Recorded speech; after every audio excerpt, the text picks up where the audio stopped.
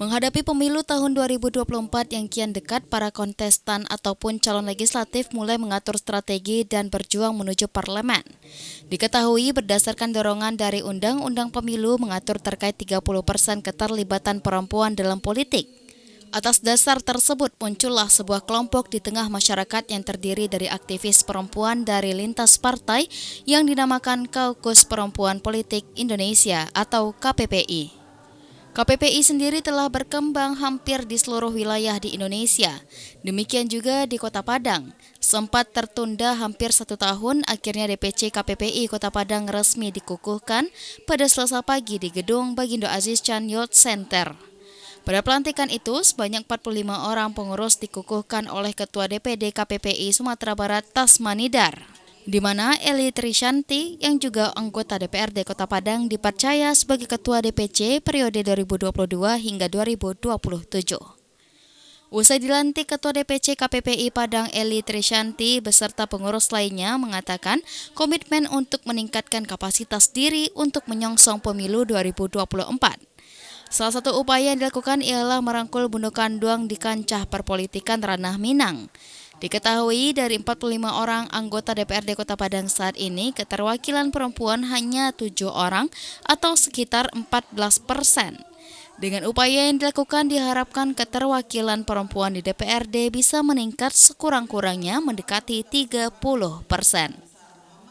Tujuannya ini kenapa ada kaukus ya, karena adanya satu fenomena di hadapan kita bahwa ada beberapa hal yang membuat wanita itu sebetulnya dia punya kemampuan tetapi tidak berani mengungkapkan. Nah itu dia, pertama mungkin dari segi kapasitasnya sendiri gitu. Dia punya tapi tidak berani. Nah kemudian juga dari advokasi atau pemahaman tentang bagaimana sebetulnya peranan perempuan itu. Memang secara kodrat tidak bisa kita melebihi laki-laki, tetapi secara kemampuan dan potensi tentu ada peluang kita untuk bisa belajar, untuk bisa setara dengan laki-laki. Nah, oleh sebab itu akhirnya para politisi perempuan yang ada dulu membentuk satu wadah. Hari ini di Padang kita bentuk wadah ini karena cukup banyak perempuan-perempuan yang saat ini berminat untuk terjun ke dunia politik.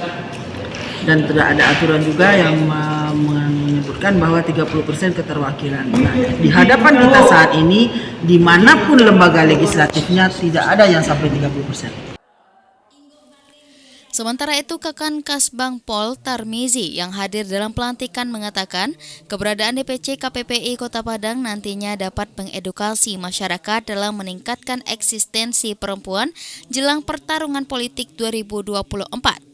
Dalam kesempatan itu, kegiatan juga diisi dengan pemberian wejangan dengan menghadirkan keynote speaker dari KPU dan Bawaslu. Ya, pertama kita sangat apresiasi pemerintah Kota Padang terhadap kegiatan ini, pelantikan ketua dan pengurus KPPI Kota Padang, di mana organisasi ini adalah organisasi yang menghimpun organisasi perempuan ya, dan tentunya harapan kita ke depan ya ada sebuah edukasi, ada sebuah advokasi untuk bagaimana mengangkat harkat dan martabat perempuan itu untuk bisa eksis di politik ya, dan bisa berpartisipasi dalam politik dan sejajar dengan kaum laki-laki, dan itu harapannya tentunya di undang-undangan sudah diberikan porsi. Ya, ada 30% ya untuk keterwakilan perempuan.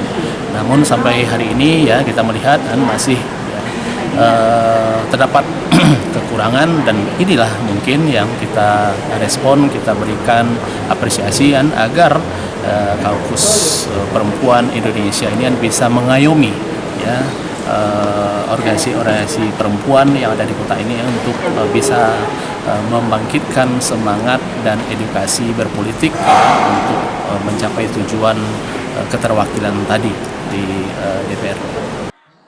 Randi Eka Putra, Padang TV.